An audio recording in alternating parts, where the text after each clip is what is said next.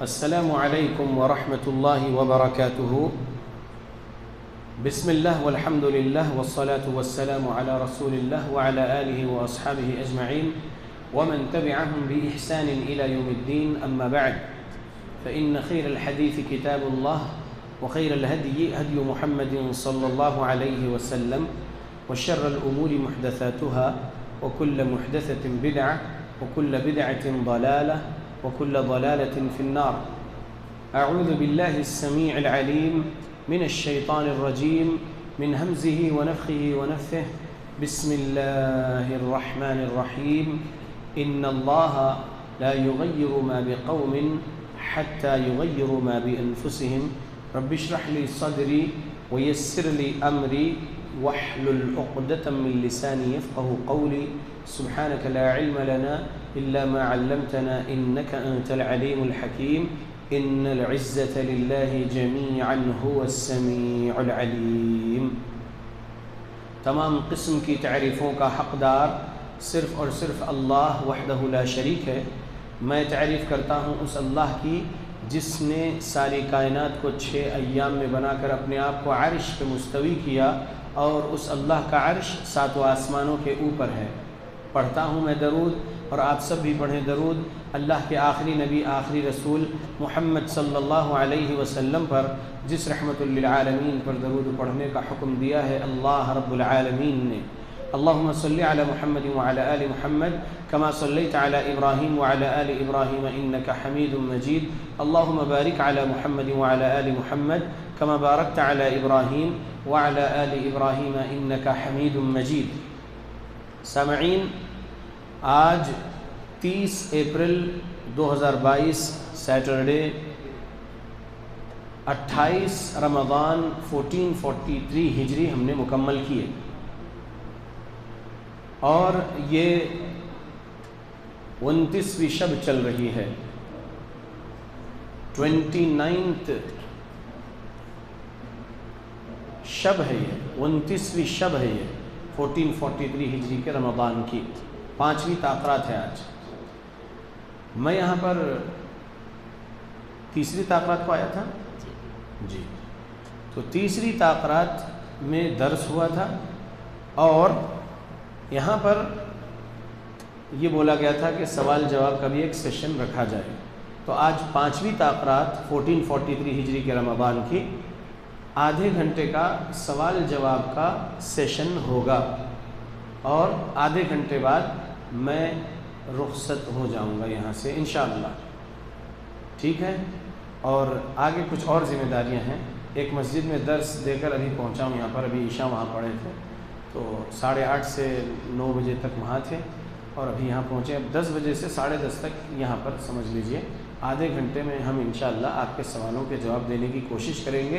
آپ کے سوال کا جواب ہمارے علم میں ہوگا تو جواب دیں گے انشاءاللہ، اور آپ کے سوال کا جواب ہمارے علم میں نہیں ہوگا تو ہم کہہ دیں گے اللہ اعلم، اور تحقیق کرنے کے بعد پھر آئندہ آئیں گے تو انشاءاللہ آپ کے سوال کا جواب دیں گے انشاءاللہ۔ تو اب آپ پہلا سوال کر لیجئے حافظ عبد المجید صاحب۔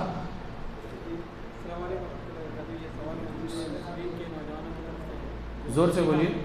یہ سوال مسجد نصرین کے نوجوانوں کی طرف سے جو اعتکاف میں فی الحال بیٹھے ہوئے ہیں وہ آ نہیں سکتی۔ کہاں ہے یہ مسجد نصرین؟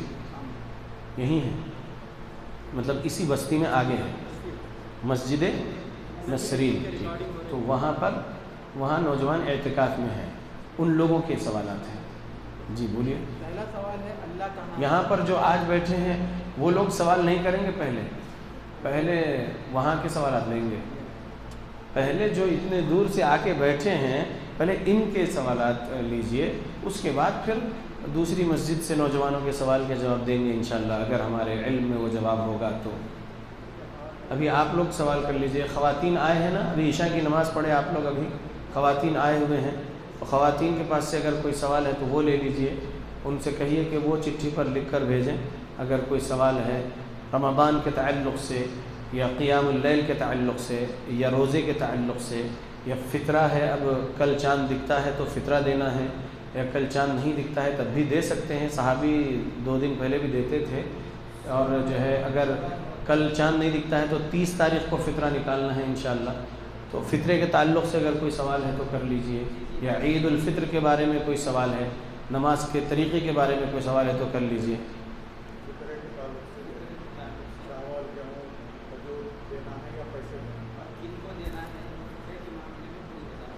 ٹھیک جی، میرے بزرگ آپ نے سوال کیے ہیں کہ کرنسی دے سکتے ہیں کیا فطرے میں یا اناج ہی دینا ہے؟ صحیح بخاری حدیث نمبر 1503، صحیح بخاری حدیث نمبر 1510، یہ دو حدیثیں لے لیجئے، اور سنن ابو داؤد حدیث نمبر 1609، یہ تین حدیثیں فطرے کے بارے میں یاد رکھ لیجئے۔ صحیح بخاری حدیث نمبر 1503 میں ہے کہ رسول اللہ صلی اللہ علیہ وسلم کے دور میں صحابہ 1 صاع کھجور یا 1 صاع پنیر یا 1 صاع منقع وغیرہ نکالتے تھے، اور رسول اللہ نے فرض کیے ہیں ہر مسلمان آزاد اور غلام کے طرف سے صدقۃ الفطر نکالنا، بچے کے طرف سے بھی نکالنا ہے، بڑوں کے طرف سے بھی نکالنا ہے۔ شوال کا چاند دیکھنے کے بعد آپ فطرہ نکالیں گے۔ 29 رمضان مکمل ہونے کے بعد، مغرب پڑھنے کے بعد جب آپ چاند دیکھ رہے ہیں، چاند دکھ گیا تو شوال کا چاند دکھ گیا ہے، اور آپ کیا کریں گے؟ آپ فطرہ نکال دیں گے۔ اگر 29 کو چاند نہیں دکھتا ہے، 30 کی گنتی پوری کرنا ہے۔ صحیح بخاری حدیث نمبر 1909، صحیح بخاری حدیث نمبر 1913 کے مطابق مہینہ 29 یا 30 کا ہوتا ہے، تو 31 کا نہیں ہوتا۔ تو چاند اگر 29 کو نہیں دکھا تو 30 روزے مکمل کر کے پھر آپ مغرب پڑھتے ہی اپنے گھر سے صدقۃ الفطر یا زکوٰۃ الفطر نکالیے۔ وہ فرض ہے اللہ کی طرف سے، ہم کو صدقۃ الفطر نکالنا ہے۔ 2.5 کلو ہوتا ہے صدقۃ الفطر ایک آدمی کے طرف سے، کیونکہ 1 صاع جو ماپ تھا رسول اللہ صلی اللہ علیہ وسلم کا، جو ماپ تھا اناج تولنے کا، وہ 1 صاع جو ہے آج ہمارا 2.5 کلو ہوتا ہے۔ تو 2.5 کلو کھجور زیادہ آپ کھاتے ہیں تو کھجور نکالو، منقع زیادہ کھاتے ہیں تو منقع نکالو، پنیر زیادہ کھاتے ہیں تو پنیر نکالو۔ صحابہ جو زیادہ کھاتے تھے جو نکالتے تھے، پنیر نکالتے تھے، منقع نکالتے تھے۔ ہم لوگ چاول گیہوں وغیرہ زیادہ کھاتے ہیں، تو اگر ایک بچے یا ایک بچی کی طرف سے، ایک جوان لڑکا لڑکی کی طرف سے، یا ایک بزرگ مرد عورت کی طرف سے 2.5 کلو نکالنا ہے۔ اچھا، اگر چاند دکھنے کے بعد کوئی بچہ پیدا ہو جائے تو اس کے طرف سے بھی آپ کو نکالنا ہے صدقۃ الفطر، اور یہ فرض کیا ہے اللہ نے ہم پر، تو 2.5 کلو اس بچے کی طرف سے بھی نکالنا ہے۔ کرنسی میں آپ صدقۃ الفطر نہیں دے سکتے، صحیح بخاری حدیث نمبر 1510 کے مطابق طعام کی اجناس میں سے ہی دینا ہے، ایسا صحابی نے کہا ہے 1510 صحیح بخاری کے مطابق۔ لہذا آپ کرنسی میں صدقۃ الفطر نہ دیجیے، اناج ہی دیجیے۔ اور اگر آپ 2.5 کلو کے ایک بنا رہے ہیں اور مسجد کے پاس بیٹھے ہوئے فقراء جو ہے، اگر ان کو آپ دے رہے ہیں، دے سکتے ہیں۔ اور اگر آپ 2.5 کلو کے ایک پیکٹ نہیں بناتے ہوئے، 10 لوگ ہیں آپ کی فیملی میں، تو 2.5 کلو 10 آدمی کا 25 کلو ہو جاتا ہے۔ ایک آدمی کا 2.5 کلو، 10 کے 25 کلو، 25 کلو چاول کا یا 25 کلو آٹے کا یا 25 کلو گیہوں کا ایک ہی بیگ جو ہے، اپنے کوئی رشتہ دار ایسے ہیں جو مسکین ہیں ان کو دے دیجئے، اپنے پڑوسی میں کوئی مسکین ہے ان کو دے دیجئے۔ اور حافظ عبد الرحمن نے آپ کے سوال میں ایک بات جوڑ دیے تھے کہ کس کو دینا ہے، تو پہلے نمبر پہ آپ مسلمان فقراء، مسلمان مساکین کو ہی ڈھونڈنا، صدقۃ الفطر ان کو دینا۔ اور اگر نان مسلمس بھی فقیر آ رہے ہیں تو آپ ان کو دے سکتے ہیں۔ علماء مفتیان اکرام نے کہا کہ وہ بھی محتاج ہے، اس کو بھی دے سکتے ہیں، کیونکہ سورہ توبہ سورہ نمبر 9 آیت نمبر 60 میں تالیف قلب کے لیے نان مسلم کو فرض زکوٰۃ جو کرنسی دینا ہے وہ دے سکتے ہیں، تو ویسے ہی صدقۃ الفطر بھی اگر آپ کسی مسکین، کسی فقیر نان مسلم کو دینا ہے تو دے سکتے ہیں صدقۃ الفطر کا اناج، ٹھیک ہے۔ کرنسی نہیں دینا ہے صدقۃ الفطر میں، یہ بات ذہن میں رکھیے۔ ہاں، اگر آپ کے کوئی کمانے گئے ہیں خلیجی ممالک میں، ایک شخص فیملی میں سے، یا امریکہ گئے ہیں یا یورپ گئے ہیں یا آسٹریلیا، نیوزی لینڈ وغیرہ دوسرے ممالک میں گئے ہیں، اور وہ اکیلے وہاں ہیں، اور وہاں پر جو ہے کوئی مسکین یا کوئی فقیر کو وہ نہیں جان رہے ہیں وہ کنٹریز میں، تو ان کا صدقۃ الفطر آپ کیسے نکالیں گے؟ اگر وہ ان کی کیش بھیج رہے ہیں ان کی صدقۃ الفطر نکالنے کے لیے، تو آپ کیا کریں گے؟ ان کے اس کیش کا اناج خریدنا ہے، اور یہاں پر آپ کا 29واں روزہ رہنے دیجئے، ان کے 30 روزے ہو جانے دیجئے، آپ کا 28واں روزہ رہنے دیجئے، ان کا 29واں روزہ رہنے دیجئے۔ ان کا 29ویں روزے کا چاند اگر دکھ گیا ان کو 29 مکمل کرنے کے بعد، تو ان کی صدقۃ الفطر آپ کے 28ویں دن نکال دیں گے، ٹھیک ہے؟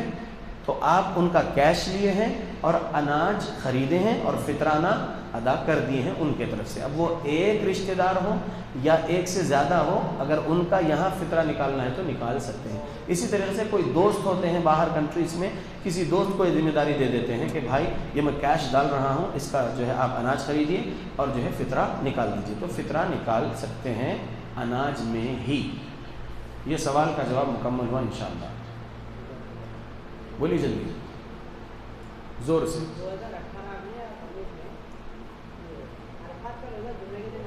جی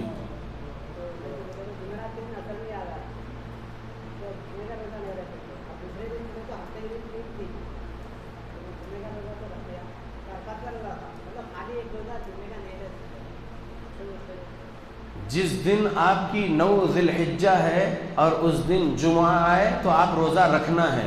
کس نے آپ کو سمجھا دیا نہیں رکھ سکتے جمعہ کے دن کا روزہ؟ سنو، سمجھ لیا میں سوال۔ اگر کوئی بندے نے عادت بنا لیا صرف جمعہ کے دن کا روزہ رکھنا ہے تو اس کو منع کیا گیا ہے، سمجھ رہے؟ میں جمعہ کے دن روزہ رکھتا ہوں، ایسا نہیں رکھنا ہے، صرف اگر عادت کے طور پر ہے۔ لیکن نفل روزہ جس دن رکھنا ہے آپ کو، پہلی سے 9 ذی الحجہ تک روزے رکھتے تھے پیارے نبی، اس میں اگر جمعہ آ رہا تو رکھ سکتے آپ، یا 9 ذی الحجہ آپ کے ملک میں جمعہ کے دن آ گیا تو آپ رکھ سکتے وہ نفل روزہ، عرفے کا روزہ۔ اور 13، 14، 15 کے ایام 20 کے روزے رکھنے کی آپ کو عادت ہے، اس میں جمعہ آ گیا تو رکھ سکتے آپ۔ صرف جمعہ کے دن عادتاً رکھنا وہ چیز سے منع کیا گیا، ٹھیک ہے انشاءاللہ؟ جی، خواتین کی طرف سے سوال آیا ہے، میک اپ لگا کر نماز ہوگی یا نہیں؟ میک اپ جن چیزوں سے بنتا ہے، اگر پہلے اس کے بارے میں آپ تھوڑا سا یوٹیوب سرچ کر لیں۔ آج بتایا جا رہا ہے کہ میک اپ کی چیزیں کون سے جانوروں کی چربی سے بن رہی ہے، اگر وہ آپ دیکھ لیں گے تو پھر میک اپ لگانا ہی چھوڑ دیں گے آپ۔ اور میں یہ کہوں گا کہ وضو سے نماز ہوتی ہے، میک اپ سے نماز نہیں ہوتی ہے، ٹھیک ہے؟ وضو کرو اور نماز پڑھو۔ وضو کے بعد میک اپ تھوپ رہے ہیں تو میک اپ جو ہے عجیب و غریب چیزوں سے بنائی جا رہی ہے، وہ کریمز، وہ سب چیزوں سے بچنا چاہیے۔ میرے گھر والوں کی خواتین کے بارے میں میں بول دیتا ہوں، الحمدللہ میرے گھر والوں کے لیے میں نے آج تک کوئی لپسٹک نہیں خریدا، اور میرے گھر والے بھی جا کر خود کے لیے کوئی لپسٹک نہیں خریدے۔ میرے گھر میں لپسٹک لگانے کا رواج نہیں ہے، سمجھ رہے آپ لوگ؟ یہ میرے اپنے گھر کی ایک بات بتا رہا ہوں میں۔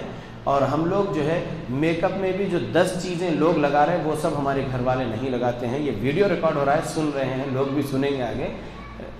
صرف اور صرف اچھے صابن سے چہرہ دھو لیے، کچھ ہلکا سا پاؤڈر وغیرہ لگا لیے، یا کچھ جو حلال کریم ہے صرف ایک سفید کوئی کریم لگا لیے بس۔ لیکن وہ 10 قسم کے جو ہے آنکھوں کے اوپر اور آنکھوں کے نیچے اور ہونٹوں کے اوپر، ہونٹوں کے نیچے، ہونٹوں پہ، یہ سب چیزیں، اس سے پرہیز کرو۔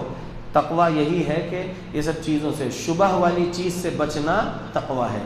تو اب شبہ والی بات ہو جا رہی، میک اپ کی چیزیں کون سے چربی سے بنی ہیں، سور کی چربی بھی استعمال ہوئی یا نہیں معلوم، نہیں سمجھ میں آ رہا وغیرہ سب چیزیں ہیں، تو لہٰذا جو ہے بچے رہیے وہ سب چیزوں سے، اور وضو سے ہی نماز پڑھو انشاءاللہ، میک اپ سے نماز نہیں۔ اللہ کہاں ہے یہ سوال ہے، یہ سوال آپ وہ چٹھی میں سے پڑھ رہے ہیں، یعنی یہ مسجد نسرین کے مصلیوں کا سوال ہے۔ قرآن مجید میں ثم استوى علی العرش الفاظ 7 مرتبہ ہے، الرحمن علی العرش استوى، یہ الفاظ جو ہیں علی العرش استوى یا ثم استوى علی العرش، تو یہ 7 مرتبہ ہے قرآن میں۔ تو اس سے کیا معلوم ہو رہا ہے کہ اللہ رب العالمین عرش پر مستوی ہے۔ مستوی کا اردو ترجمہ ہے قرار پانا، اللہ رب العالمین عرش پر قرار پایا۔ ثم استوى علی العرش، پھر وہ عرش پر قرار پایا، یعنی عرش پر مستوی ہوا. یہ ہے. اب قرآن سے سورہ 20 آیت 5 میں تو معلوم ہو گیا کہ الرحمن علی العرش استوى، رحمان عرش پر مستوی ہے. حدیث سے بھی سبق ملتا ہے. 3194 صحیح بخاری میں یہ حدیث الفاظ رسول صلی اللہ علیہ وسلم اس طرح ہے: لما قضى الله الخلق كتب في كتابه فهو عنده فوق العرش ان رحمتي غلبت غضبي. ترجمہ: جب اللہ نے اپنی مخلوقات کی تخلیق کر دیا تو پھر اللہ نے لکھا اس کی کتاب میں، کتبہ فی کتابہ، غور کر رہے بات پر، اللہ نے لکھا اس کی کتاب میں. فہو عندہ، وہ کتاب ہے اس کے پاس، فوق العرش، عرش کے اوپر. کتاب کہاں ہے؟ وہ عرش کے اوپر. کتب فی کتابہ، لکھا اللہ نے اس کی کتاب میں، لکھا اللہ نے اس کی کتاب میں. فہو، وہ کتاب ہے، عندہ، اس کے پاس. کس کے پاس؟ اللہ کے پاس. فوق العرش، عرش کے اوپر. ٹھیک ہے. تو اس حدیث 3194 صحیح بخاری سے کیا سمجھ میں آیا؟ جب اللہ رب العالمین کی کتاب اس کے پاس اور فوق العرش ہے تو اللہ بھی فوق العرش ہے. فوق یعنی اوپر، عرش یعنی عرش، اللہ کا عرش، اللہ کے عرش کے اوپر اللہ کی کتاب یعنی لوح محفوظ ہے، تو اللہ بھی وہیں پر عرش پر مستوی ہے اور اس کی کتاب بھی عرش پر ہے. اس 3194 صحیح بخاری سے معلوم ہوا. اور اگر آپ صحیح بخاری حدیث نمبر 555 اور صحیح مسلم حدیث نمبر 632 پر بھی غور کریں گے تو اس میں سبق یہ ہے کہ ہر انسان مرد اور ہر انسان عورت کے ساتھ 4 فرشتے ہیں ڈیوٹی پر. 2 ہمیشہ رہتے ہیں اور وہ چاروں جو ہے عصر کی نماز اور فجر کی نماز کے وقت جمع ہوتے ہیں. 2 فرشتے جو فجر میں ڈیوٹی اتر رہے ہیں وہ فرشتے عصر میں چڑھے تھے، اور جو فرشتے عصر میں ڈیوٹی اترے تھے وہ فرشتے پھر آگئے اب فجر میں ڈیوٹی چڑھنے کے لیے. تو 2 فرشتے ڈیوٹی اتر رہے ہیں، 2 فرشتے ڈیوٹی چڑھ رہے ہیں. چاروں فرشتے ایک ہی ٹائم جمع ہوئے، یعنی عصر میں اور پھر ایک ٹائم فجر میں، 2 ٹائم جمع ہوئے اس انسان کے پاس. تو 2 ڈیوٹی اتر کے جا رہے ہیں اللہ کے پاس اور 2 ڈیوٹی چڑھ رہے ہیں. تو جو اللہ کے پاس جا رہے ہیں فجر کے ٹائم پر اس بندے کے پاس سے، اور جو اللہ کے پاس جا رہے ہیں فرشتے عصر کے ٹائم پر اللہ کے پاس اس بندے کے پاس سے، تو ان کے بارے میں اس حدیث میں الفاظ 555 صحیح بخاری، 632 صحیح مسلم میں ہے: یعرج الملائکۃ. یعرج الملائکہ مطلب فرشتے چڑھ کر جاتے ہیں اللہ کے پاس. تو اگر اللہ زمین پر ایوری ویئر ہے بول رہے ہیں کوئی لوگ، اللہ ہر جگہ ہے بول رہے ہیں، تو پھر یہ حدیث میں فرشتے اس انسان کے پاس سے جو اس کے رجسٹرز لے کر جا رہے ہیں، فجر سے عصر تک کیا کیا، عصر سے فجر تک کیا کیا، وہ فرشتے جو لے کر جا رہے ہیں اس بندے اس بندی کے رجسٹرز اللہ کے پاس لے جا رہے ہیں، تو وہ چڑھ کر جانے کی بات ہے. اس حدیث میں فرشتے چڑھ کر جا رہے ہیں، یعرج الملائکہ، چڑھ کر جاتے ہیں فرشتے. ٹھیک ہے. تو معلوم یہ ہوا کہ اللہ ہر جگہ نہیں ہے، اللہ اپنے عرش پر مستوی ہے اور اللہ کے پاس جاتے ہیں. وہ 7ویں آسمان تک فرشتوں کی پرواز ہوتی ہے، جیسا کہ ہم کو سورہ نجم سے سبق ملا کہ جبرائیل علیہ السلام رسول اللہ صلی اللہ علیہ وسلم کو جب معراج میں لے کر گئے تھے 7ویں آسمان تک جبرائیل علیہ السلام تھے، آگے جبرائیل علیہ السلام نہیں جا سکے، رسول اللہ صلی اللہ علیہ وسلم سدرۃ المنتہا تک گئے تھے. ٹھیک ہے. تو معلوم ہوا کہ فرشتوں کی پرواز اللہ کے عرش پر نہیں ہے، 7ویں آسمان کے اوپر تک فرشتے جاتے ہیں. ٹھیک ہے. تو یہ فرشتے اوپر جا رہے ہیں نا، 7ویں آسمان تک جا رہے ہیں، تو اللہ ہر جگہ نہیں ہے. یہ 555 صحیح بخاری، 632 صحیح مسلم سے معلوم ہو گیا کہ فرشتے چڑھ کر جا رہے ہیں. اور اس حدیث میں اور بھی بہت ساری باتیں ہیں. سبق ہے 555 صحیح بخاری میں کہ پھر اللہ سے فرشتے بولتے ہیں، اللہ ان سے سوال کرتا ہے کس حالت میں میرے بندوں کو چھوڑ کر آئے ہو تم؟ تو فرشتے کہتے ہیں کہ جب ہم گئے تھے تب بھی وہ نماز میں تھا، اور جب ہم اس کو چھوڑ کے آئے تو وہ نماز میں تھا. تو جو بندہ جو بندی فجر میں نماز میں ہے فرشتے اللہ کے پاس اس کی گواہی دیں گے کہ یہ نماز میں تھا، نماز میں تھی۔ جو بندہ جو بندی عصر کی نماز میں رہیں گے تو فرشتے اللہ کے پاس گواہی دیں گے جا کر کہ ہم چھوڑ کے آئے تو بھی یہ بندہ جو ہے نماز میں تھا، یہ بندی نماز میں تھی۔ تو ہم کو نماز نہیں چھوڑنا ہے، 5 وقت کی نماز کی پابندی کرنا ہے، گالی گلوچ نہیں کرنا ہے، جھوٹ نہیں بولنا ہے، جھوٹے الزامات نہیں لگانا ہے، حلال ہی کمانا ہے، حلال ہی کھانا ہے، حلال ہی پینا ہے، حلال ہی پہننا اوڑھنا ہے، چوری سے بھی بچنا ہے، جھوٹی کمائی سے بھی بچنا ہے، سود کی کمائی سے بھی بچنا ہے، ہر کبیرہ صغیرہ گناہ سے بچتے ہوئے زندگی گزارنا ہے، تاکہ فرشتے ہمارے رجسٹرز میں گناہ نہ لے کر جائیں اللہ کے پاس، نیکی ہی نیکی لکھتے ہوئے نیکی ہی لے کر جائیں۔ تو اس میں معلوم یہ ہو گیا کہ اللہ رب العالمین عرش پر مستوی ہے۔ ایک اور حدیث سن لیجیے، 149 نمبر کی حدیث، صحیح ابن خزیمہ لکھنے والے امام ابن خزیمہ رحمۃ اللہ علیہ کی کتاب التوحید، 311 ہجری میں امام ابن خزیمہ رحمۃ اللہ علیہ کا انتقال ہوا، یہ 1443 ہجری چل رہا ہے۔ تو امام ابن خزیمہ رحمۃ اللہ علیہ نے کتاب التوحید میں، ان کی کتاب التوحید میں لکھے 149 نمبر کی ایک حدیث، اس میں عبداللہ بن مسعود رضی اللہ عنہ نے بیان کیے۔ عبداللہ بن مسعود رضی اللہ عنہ نے کہا کہ اس زمین سے پہلے آسمان تک 500 سال کا فاصلہ ہے، پہلے آسمان سے دوسرے آسمان تک 500 سال کا فاصلہ ہے، دوسرے آسمان سے تیسرے آسمان تک 500 سال کا فاصلہ ہے، تیسرے آسمان سے چوتھے آسمان تک 500 سال کا فاصلہ ہے، چوتھے آسمان سے 5ویں آسمان تک 500 سال کا فاصلہ ہے، 5ویں آسمان سے 6ویں آسمان تک 500 سال کا فاصلہ ہے، 6ویں آسمان سے 7ویں آسمان تک 500 سال کا فاصلہ ہے، ہر آسمان کی موٹائی بھی 500 سال کے برابر ہے۔ لہٰذا اس زمین سے 7ویں آسمان کے اوپر جا کر ٹھہرنا بولے تو 7000 سال کا فاصلہ ہے یہ، کیونکہ ہر آسمان کے درمیان میں 500 سال کا فاصلہ اور ہر آسمان کی موٹائی بھی جو ہے 500 سال کی، تو 7000 سال ہو گئے۔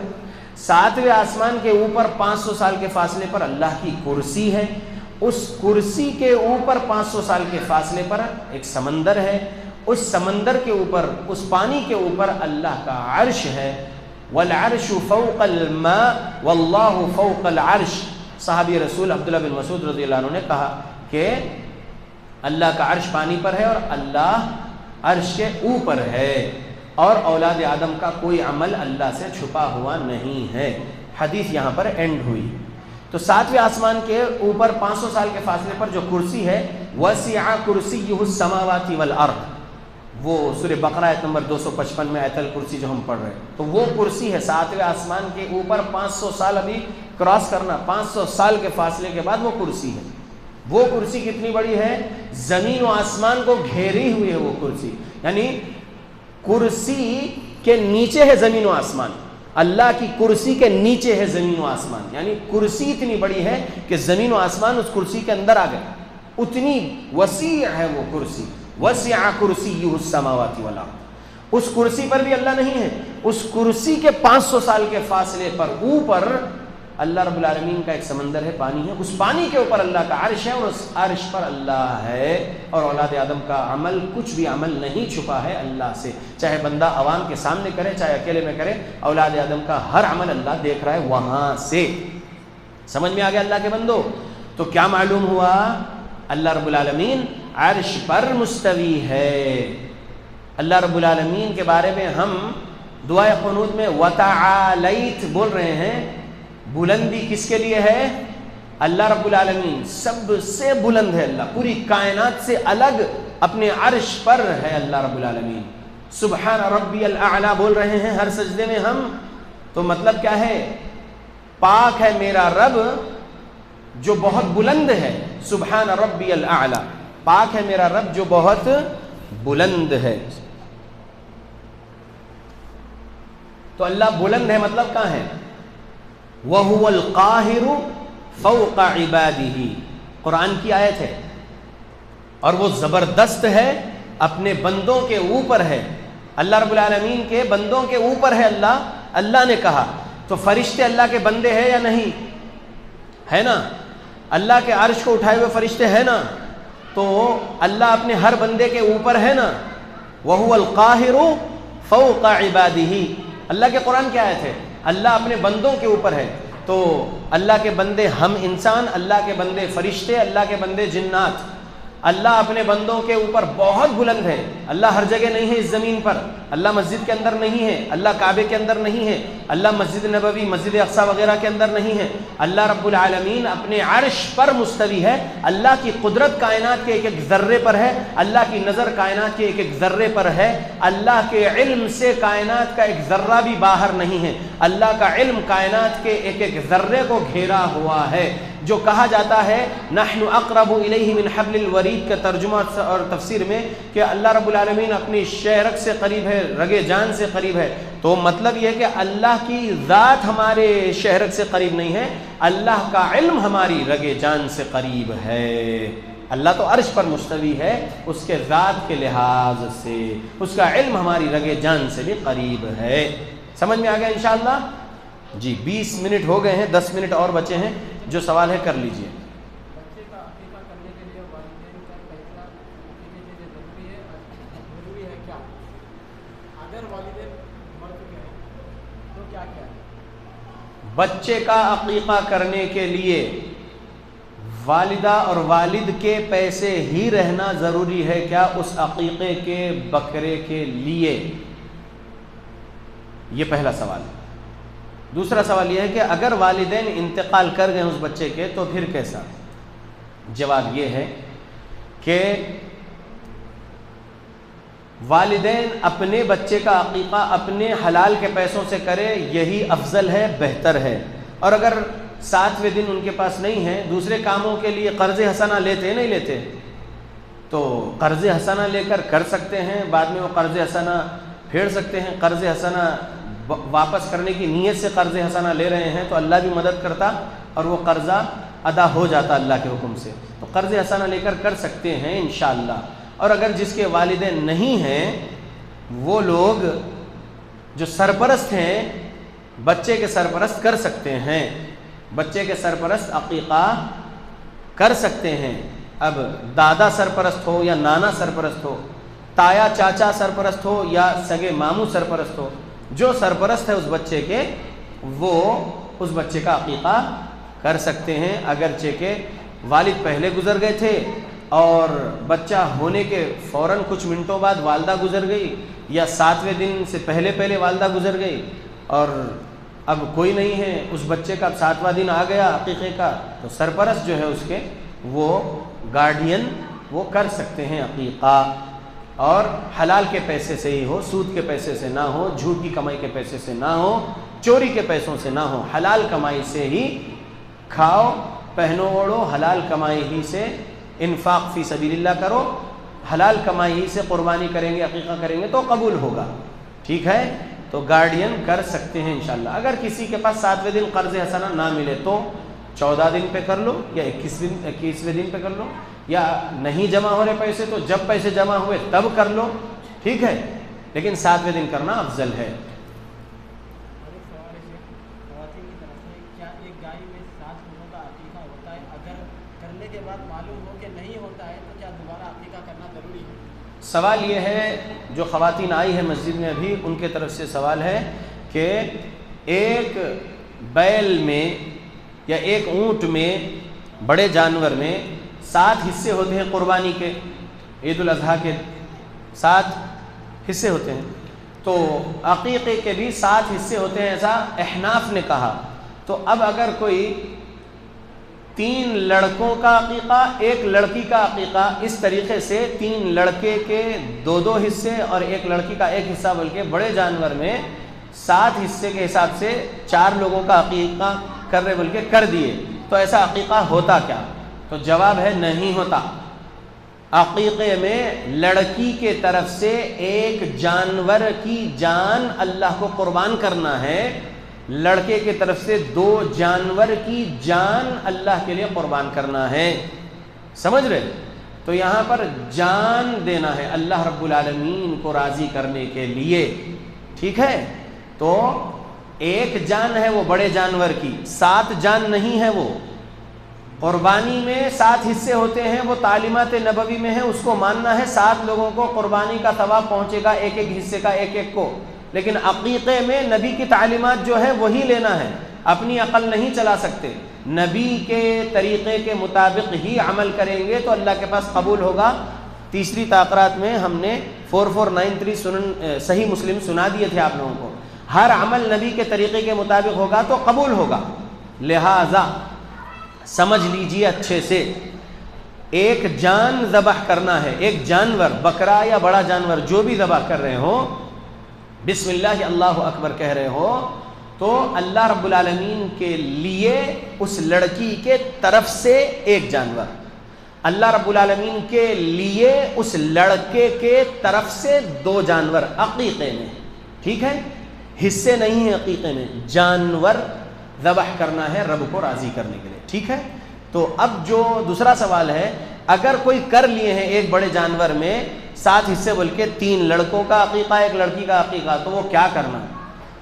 وہ لوگ پھر سے اب کرنا، کیونکہ انما الاعمال بالنیات، نیت غلط عمل کی تھی، لہذا اب لڑکی کے طرف سے 1 جانور ذبح کریے عقیقے میں، اور لڑکوں کے طرف سے 3 جانور ذبح کریے، 6 جانور ذبح کریے لڑکوں کے طرف سے، 3 لڑکے اگر ہے تو 1 لڑکے کے 2 جانور، ٹھیک ہے۔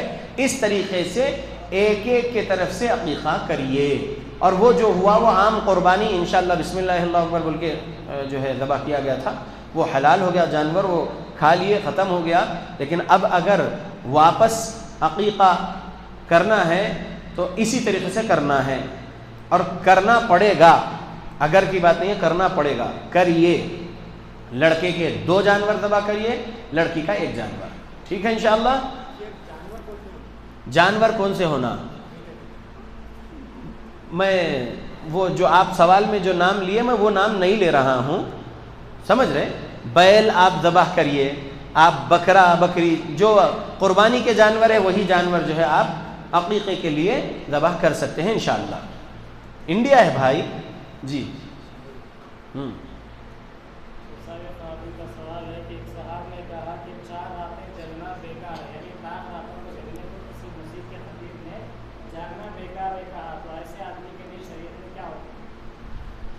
پہلے تو ایسے خطیب کو سامنے بٹھایا جائے گا اور ان کے سامنے دلائل صحیح بتائے جائیں گے، سمجھایا جائے گا سلف صالحین کا فہم، اور وہ ان کی اصلاح کر لیتے ہیں تو الحمدللہ اچھی بات ہے۔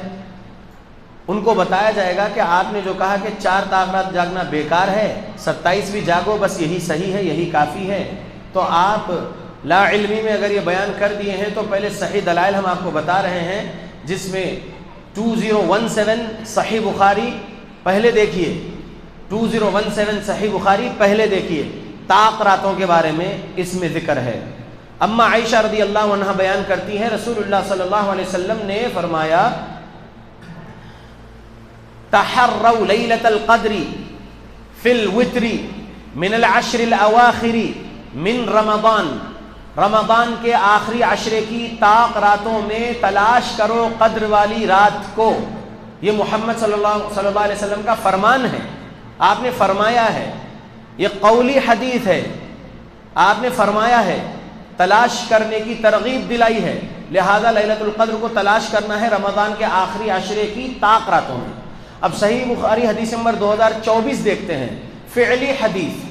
اما عائشہ رضی اللہ عنہا کہتی ہیں كان النبي صلى الله عليه وسلم إذا دخل العشر أحيا ليله وشد مئزره وأيقظ أهله۔ محمد صلی اللہ علیہ وسلم کی زوج مطہرہ، ہم ایمان والوں کی ماں عائشہ صدیقہ رضی اللہ عنہا بیان کر رہی ہیں کہ نبی صلی اللہ علیہ وسلم رمضان کے آخری عشرے میں جب داخل ہوتے تو اس کی 10 راتیں جاگتے، احیا لیلہ، پورے عشرے کی راتیں جاگتے تھے، اس کو زندہ کرتے تھے۔ احیا یعنی زندہ کرتے تھے، یعنی نیند نہیں لیتے تھے، سوتے نہیں تھے، جاگتے تھے، مغرب سے لے کر فجر تک جاگتے تھے نبی صلی اللہ علیہ وسلم۔ احیا لیلہ، پورے عشرے کی راتیں جاگتے تھے نبی۔ اور کیوں جاگتے تھے؟ شد مئزرہ سے مطلب نکل رہا ہے کہ تہبند کس لیتے تھے اللہ کی عبادت کرنے کے لیے، اللہ کی عبادت کے لیے جاگتے تھے، ہوٹل بازی کے لیے نہیں جاگتے تھے، شاپنگز کے لیے نہیں جاگتے تھے نبی۔ آج وہاں کھائیں گے، کل وہاں کھائیں گے، پرسوں وہاں کھائیں گے، اس کے لیے نہیں جاگتے تھے نبی اور صحابہ، اللہ کی عبادت کے لیے جاگتے تھے. وہ ایقظ اہلہ کہا اما عائشہ رضی اللہ عنہ نے، اور اللہ کی عبادت کے لیے نبی اپنے گھر والوں کو ساتھ لے لیتے تھے. لہذا 10 راتیں نبی جاگتے تھے اللہ کی عبادت کے لیے، اور اس کی 5 راتوں میں لیلۃ القدر کو تلاش کرنے کا حکم دیا نبی. لہذا جو خطیب جس مسجد سے یہ خطبہ دیے یا جو مقرر جس مسجد سے تقریر کرے، جنہوں نے یہ کہا کہ 27ویں جاگو کافی ہے، 4 راتیں جاگنا غلط ہے، وہ بیچارے غلط بول گئے ان کے بیان میں.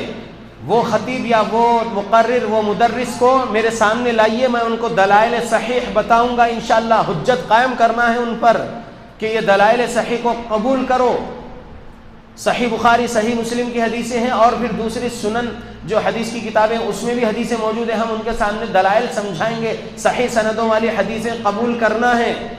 صحیح سندیں والی حدیثیں ہم اس مسئلے میں بتائیں گے ان کو. اگر وہ پھر بھی ان کی ضد میں رہیں گے اور ایک ہی 27ویں رات جاگ لو، 26ویں روزے کی مغرب کے بعد 27ویں رات جاگ لو، اگر وہی رٹ لگائیں گے تو پھر ان پر کفر لازم آتا ہے. ہم تکفیر نہیں کرتے کسی کی اس وقت تک جب تک کہ سامنے والے کو بٹھا کر قرآن اور صحیح احادیث کے دلائل اس کو بہت دیر اور بہت اچھے سے نرمی سے سمجھا نہیں لیتے. حجت قائم جب تک نہیں ہو جاتی اس بندے پر، ہم تب تک تکفیر نہیں کرتے. اگر وہ مذاق کر رہا ہے قرآن کی آیت کے بارے میں اور حدیث رسول کے بارے میں مذاق اڑا رہا ہے تو پھر ہم سورہ توبہ کی آیت سنا دیں گے. کیا ہے وہ آیت؟ اب اللہ و کتابہ و رسولہ. کیا ہے وہ آیت؟ کیا تمہارے لیے اللہ اور رسول اور اس کی کتاب ہی رہ گیا ہے؟ تستہزئون، کہ تم پڑھیے، قل اب اللہ و آیاتہ و رسولہ کنتم تستہزئون. یہ سورہ توبہ کی آیت ہے. قل اب اللہ و آیاتہ و رسولہ، اللہ رب العالمین اور اس کی آیتیں اور اس کے رسول ہی رہ گئے تم کو مذاق اڑانے کے لیے. یہ آیت ہم پھر وہاں پر پیش کریں گے. حجت پوری قائم ہو جانے کے بعد بھی اگر وہ اس کی ضد میں ہے اور صحیح تعلیمات، صحیح دلائل نہیں قبول کر رہا ہے، تب اس پر کفر لازم آتا ہے. کیونکہ نبی کی بات کا انکار کرنا، جو صحیح سندوں سے مل رہی ہے نبی کی بات کا انکار کرنا، یہ کفر ہے. اللہ ہدایت دے سب کو، آمین.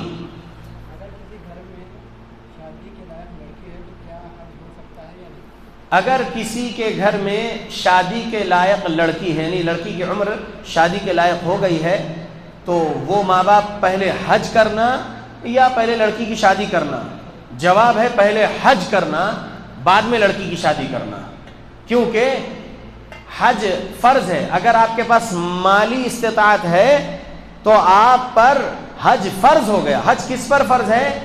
جو مالی طور پر استطاعت رکھ رہا اور جسمانی طور پر استطاعت رکھ رہا مرد، اس کے لیے یہ 2 شرطیں ہیں، اور عورت کے لیے تیسری ایک شرط ایڈ ہو جاتی ہے. وہ شرط کیا ہے؟ وہ ہے اس کے ساتھ محرم ہونا. جس کسی عورت کا کوئی محرم نہیں ہے، تمام محرم انتقال کر گئے، تو پھر وہ عورت حج نہ کرے، کیونکہ محرم شرط میں سے ہے. استطاعت نہیں ہوئی اس کی اب حج کے لیے محرم نہیں رہنے کی وجہ سے، تو نہ کرے. یہاں پر لڑکی کی شادی کے بارے میں سوال کیا گیا ہے، حج پہلے یا لڑکی کی شادی پہلے؟ تو پہلے حج کریے، کیونکہ حج کرنا فرض ہے، اسلام کا رکن ہے، 5واں فریضہ ہے یہ. تو پہلے حج کر کے آئیے، بعد میں اللہ رب العالمین کا نام لیجیے اور اپنی بیٹی کی شادی کریے. اللہ آپ کو عطا کرے گا، انشاءاللہ عطا کرے گا اللہ. مال کے لیے ہی لوگ رکے رہتے ہیں. مال کا مت سوچو، اللہ دے گا انشاءاللہ. حج کر لو، عمرہ کر لو پہلے. جی زور سے. مہر کی ادائیگی میں دعوت کرنا ضروری ہے یا صرف میاں بیوی آپس میں لے سکتے ہیں؟ مہر کی ادائیگی میں دعوت کرنا ضروری ہے یا میاں بیوی آپس میں اپنا معاملہ دیکھ لیں گے؟ پہلی بات تو یہ ہے کہ مہر معجل ہو، یعنی تعجیل ہے اس میں، یعنی پہلے ہی دینا ہے. اس عورت سے جب آپ نکاح کے وقت قبول قبول قبول بول رہے ہیں، ایجاب و قبول کے وقت ہی آپ جو ہے مہر دے رہے ہیں، یہ سب سے زیادہ صحیح ہے. صحیح بخاری میں بھی حدیث موجود ہے اور بھی دوسری کتابوں میں حدیث موجود ہے. تو آپ جو ہے پہلے دے دیجئے. اب اگر کسی کے پاس مال نہیں ہے تو پھر صحیح بخاری کی حدیث ہے، وہ صحابی جس کے پاس انگوٹھی لوہے کی بھی نہیں تھی مہر میں دینے کے لیے اپنی بیوی کے پاس، اپنی بیوی کو نکاح کے مہر میں دینے کے لیے انگوٹھی لوہے کی بھی نہیں تھی، تو تمہارے پاس کتنے سورے یاد ہے تمہارے سینے میں؟ پوچھے نبی، اتنے سورے یاد ہے نبی، بولے انہوں نے۔ تو بولے ٹھیک ہے، نکاح کے بعد یہ سورے ان کو یاد کرا دو، یہی تمہارے لیے مہر ہے۔ تو جب مال نہیں ہے تب بعد میں دینے کی بات ہے، اور اس میں یہ قرآن کے سورے بھی شوہر یاد کرا سکتے ہیں اپنی بیوی کو مہر میں۔ تو اب شوہر صاحب نے ان کے نکاح کے وقت مال نہیں رہنے کی وجہ سے مہر نہیں دیے تھے، بعد میں دینے کی بات ہوئی، تو اب اگر ان کے پاس پیسہ آیا ہے تو بیوی کو مہر دے دیجئے، اور اس کے لیے کوئی دعوت نہیں ہے۔ یہ اسلامی تعلیمات میں ایسا کچھ بھی نہیں ہے کہ بعد میں جب مہر دیں گے تو دعوت کریں گے، ایسا نہیں ہے۔ آپ کا اور آپ کی بیوی کا مسئلہ ہے، آپ اپنی بیوی کو اکیلے میں بھی دے سکتے ہیں، یا اگر دو بڑے جو بیٹھے ہیں گھر میں، شوہر کے ہی بڑے کی موجودگی میں اگر وہ مہر لے رہی ہے لے سکتے ہیں، یعنی وہ عورت، وہ لڑکی کہ شوہر نکاح کے ٹائم پہ نہیں دیے، بعد میں دے رہے ہیں، اور اس وقت لڑکی کے ماں باپ نہیں ہیں، لڑکے کے والدین ہیں، لڑکے کے ذمہ دار ہیں، وہ دے رہے ہیں دو لوگوں کے سامنے، دو بڑے کے سامنے کہ دیکھو میں آج ان کا مہر ادا کر رہا ہوں، تو اچھی بات ہے، لیکن اس کے لیے کوئی دعوت نہیں ہے۔ اللہ اعلم۔ روزہ کون سی عمر سے رکھنا ہے، کون سی عمر سے روزہ رکھنا ہے، اور چھوٹے بچے روزہ رکھتے ہیں تو شریعت اس کا کیا ہوگا؟ 40 منٹ ہو گئے ہیں، میں آدھے گھنٹے کے لیے بیٹھا تھا، یہ آخری سوال کا جواب رہے گا انشاءاللہ۔ روزہ کون سی عمر سے رکھنا ہے؟ روزہ رکھنے کی جو شرائط ہے اس میں پہلی شرط ہے بندہ مسلمان رہے، وہ لڑکا لڑکی مسلمان رہے، پہلی شرط۔ دوسری شرط وہ اچھی عقل والا رہے، مجنون نہ رہے۔ تیسری شرط وہ بالغ ہو جائے، تیسری شرط بالغ۔ مسلمان عاقل بالغ پر روزہ رکھنا فرض ہے۔ بالغ کب ہوتا ہے لڑکا؟ 14 سال کی عمر کے بعد بالغ ہو جاتا ہے۔ لیکن عبداللہ بن عمر رضی اللہ عنہ کو نبی صلی اللہ علیہ وسلم بدر کی جنگ میں نہیں شریک کرے تھے، وہ 14 کے تھے۔ جنگ احد میں رسول اللہ صلی اللہ علیہ وسلم عبداللہ بن عمر کو شریک کر لیے تھے، وہ 15 کے ہو گئے تھے۔ تو اگر 15 بھی اگر کوئی کہہ رہے ہیں تو ٹھیک ہے، لیکن جس لڑکے کو بال اگ آئے زیر ناف اور چہرے پر وہ بالغ ہو گیا ہے، جس کو احتلام ہو گیا ہے وہ بالغ ہو گیا ہے۔ جس لڑکی کی پیوبرٹی چالو ہو گئی وہ بالغ ہو گئی۔ اب وہ 9 سال میں پیوبرٹی چالو ہو جائے، مینسچورل سائیکل 9 سال میں سٹارٹ ہو جائے لڑکی کو، یا 10 سال میں، یا 11 سال میں، یا 12 سال میں، یا 13 سال میں، جو سال میں لڑکی کو مینسچورل سائیکل سٹارٹ ہو جائے وہ بالغ ہو گئی۔ تو مسلم ہو، عاقل ہو، بالغ ہو، اس پر روزہ فرض ہے۔ آج کے سوالات اب یہاں روک لیتے ہیں، بھائی کسی اور جگہ جانا ہے۔ جی سوال ہے کہ بچوں کی تعلیم کے مسئلے میں کہ جماعت کے احباب کے غیر عقائد کے اداروں میں تعلیم دیتے ہیں، جس کے سبب بچوں کے اندر عقائد کا بگاڑ آ رہا ہے، اس مسئلے میں کیا کیا جائے؟ اس مسئلے میں ہمارے سلف صالحین کا ایک قول بول رہا ہوں جو صحیح مسلم کے مقدمے میں بھی ہے اور بھی کتابوں میں ہے، امام مالک سے بھی یہ نقل کیا گیا ہے۔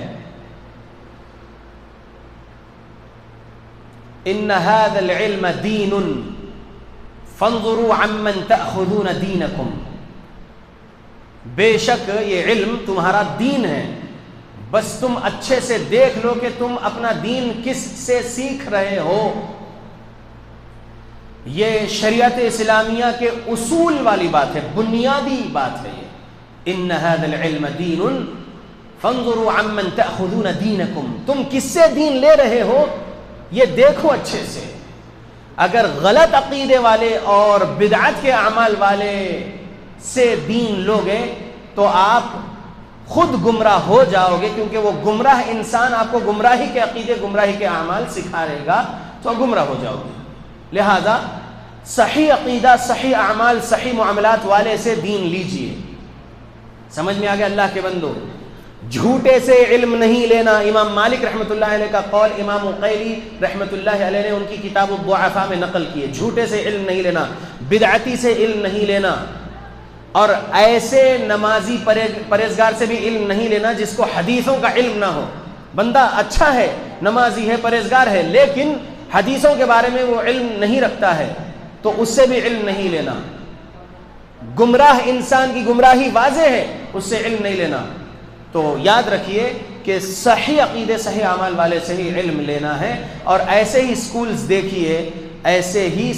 دیکھیے آپ لوگ جہاں پر بچپن سے ہی ان کو اللہ کے بارے میں، رسول اللہ کے بارے میں، دین اسلام کے بارے میں تعلیمات مل رہی ہے اکیڈمکس کے ساتھ، اسلامی تعلیمات اکیڈمکس کے ساتھ، دنیاوی تعلیم کے ساتھ اسلامی تعلیم اور صحیح عقائد صحیح اعمال والی صحیح سندوں والی حدیثوں سے تعلیمات جو مل رہی ہو، ایسے اسکول میں آپ لوگ ڈالیے. میرے بچوں کو تو میں اقرا انٹرنیشنل اسکول میں ڈالا ہوں الحمدللہ، جو مشیرآباد برانچ میں ہے، اور الحمدللہ اس کے کئی برانچز ہے اپنے حیدرآباد میں. ایسے ہی اسلامک ٹیچنگز اور اکیڈمکس کو ساتھ میں لے کر اچھے سے پڑھانے والے جو سکولز ہیں ان میں ڈالیے. یہ ہمارے مسجد کے صدر، اس مسجد ام سلیم کے صدر خطیب ابراہیم صاحب نے ایک پوسٹر کے بارے میں جو ہے اعلان کا بولے ہیں، Tarbiyah summer camp for childrens here and hair after.